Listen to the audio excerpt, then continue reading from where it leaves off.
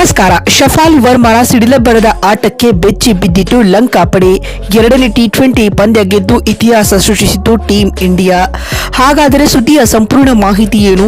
ಅಷ್ಟಕ್ಕೂ ಭಾರತ ಮತ್ತು ಶ್ರೀಲಂಕಾ ನಡುವಿನ ಎರಡನೇ ಟಿ20 ಪಂದ್ಯ ಹೇಗಿತ್ತು ಗೊತ್ತಾ?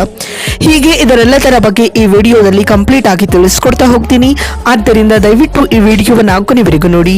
ಆದರೆ ಅದಕ್ಕಿಂತಲೂ ಮುನ್ನ ಯಾರಿನ್ನೂ ನಮ್ಮ ಚಾನೆಲ್ಗೆ ಸಬ್ಸ್ಕ್ರೈಬ್ ಮಾಡಿಲ್ವೋ ಸೊ ದಯವಿಟ್ಟು ಈ ಕೂಡಲೇ ನಮ್ಮ ಚಾನೆಲ್ಗೊಂದು ಸಬ್ಸ್ಕ್ರೈಬ್ ಮಾಡಿ ಮತ್ತು ವಿಡಿಯೋಗೊಂದು ಲೈಕ್ ಮಾಡಿ. ಹೌದು, ಭಾರತ ಮತ್ತು ಶ್ರೀಲಂಕಾ ಮಹಿಳಾ ತಂಡಗಳ ನಡುವಿನ 5 ಪಂದ್ಯಗಳ ಟಿ20 ಸರಣಿಯ ಎರಡನೇ ಪಂದ್ಯ ವಿಶಾಖಪಟ್ಟಣಂನ ಡಾಕ್ಟರ್ ವೈಎಸ್ ರಾಜಶೇಖರ್ ರೆಡ್ಡಿ ಕ್ರೀಡಾಂಗಣದಲ್ಲಿ ನಡೆಯಿತು. ಆತಿಥೇಯ ಭಾರತ ಈ ಪಂದ್ಯವನ್ನ ಏಕಪಕ್ಷೀಯವಾಗಿ ಗೆದ್ದು ಸರಣಿಯಲ್ಲಿ 2-0 ಮುನ್ನಡೆಯನ್ನ ಸಾಧಿಸಿದೆ. ಈ ಪಂದ್ಯದಲ್ಲಿ ಮೊದಲು ಬ್ಯಾಟಿಂಗ್ ಮಾಡಿದ ಶ್ರೀಲಂಕಾ 129 ರನ್ ಕಲೆ ಹಾಕಿತು. ಈ ಗುರಿಯನ್ನ ಬೆನ್ನಟ್ಟಿದ ಭಾರತ ಯುವ ಸ್ಫೋಟಕ ಬ್ಯಾಟರ್ ಶಫಾಲಿ ವರ್ಮರವರ ಸ್ಫೋಟಕ ಅರ್ಧಶತಕದ ನೆರವಿನಿಂದ ಇನ್ನೂ 49 ಎಸೆತಗಳು ಬಾಕಿ ಇರುವಾಗಲೇ 3 ವಿಕೆಟ್ ಕಳೆದುಕೊಂಡು ಜಯದ ನಗೆ ಬೀರಿತು ಸ್ನೇಹಿತರೆ. ಇನ್ನು ಈ ಪಂದ್ಯದಲ್ಲೂ ಟಾಸ್ ಗೆದ್ದ ಭಾರತ ನಾಯಕಿ ಹರ್ಮನ್ ಪ್ರೀತ್ ಕೌರ್ ಮೊದಲು ಬೌಲಿಂಗ್ ಆಯ್ದುಕೊಂಡರು. ನಾಯಕಿ ನಿರ್ಧಾರವನ್ನ ಸಮರ್ಥಿಸಿಕೊಂಡ ಬೌಲರ್ಗಳು ಶ್ರೀಲಂಕಾ ತಂಡ ಬೃಹತ್ ಮೊತ್ತ ಕಲೆ ಹಾಕದಂತೆ ತಡೆದರು.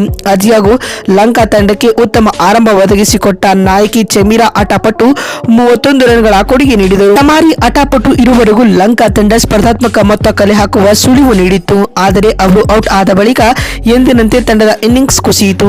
ನಾಯಕಿರವರನ್ನ ಹೊರತುಪಡಿಸಿ ಹರ್ಷಿತಾ ಸಮರ ವಿಕ್ರಮ 33 ರನ್ಗಳ ಕೊಡುಗೆ ನೀಡಿದರು. ಇವರನ್ನ ಹೊರತುಪಡಿಸಿ ಬೇರೆ ಯಾವುದೇ ಬ್ಯಾಟ್ಸ್ಮನ್ 25 ರನ್ಗಳನ್ನ ತಲುಪಲು ಸಾಧ್ಯವಾಗಲಿಲ್ಲ. ಭಾರತದ ಪರ ಯಶಸ್ವಿ ಬೌಲರ್ ಎನಿಸಿಕೊಂಡ ಶ್ರೀಚರಣಿ 4 ಓವರ್ಗಳಲ್ಲಿ 23 ರನ್ ಬಿಟ್ಟುಕೊಟ್ಟು 2 ವಿಕೆಟ್ಗಳನ್ನು ಪಡೆದರೆ ವೈಷ್ಣವಿ ಶರ್ಮಾ ಕೂಡ 2 ವಿಕೆಟ್ ಉರುಳಿಸಿದರು ಸ್ನೇಹಿತರೆ. ಇನ್ನು ಉಳಿದಂತೆ ಕ್ರಾಂತಿ ಗೌರ್ ಹಾಗೂ ಸ್ನೇಹ ರಾಣಾ ತಲಾ 1 ವಿಕೆಟ್ ಪಡೆದುಕೊಂಡರು.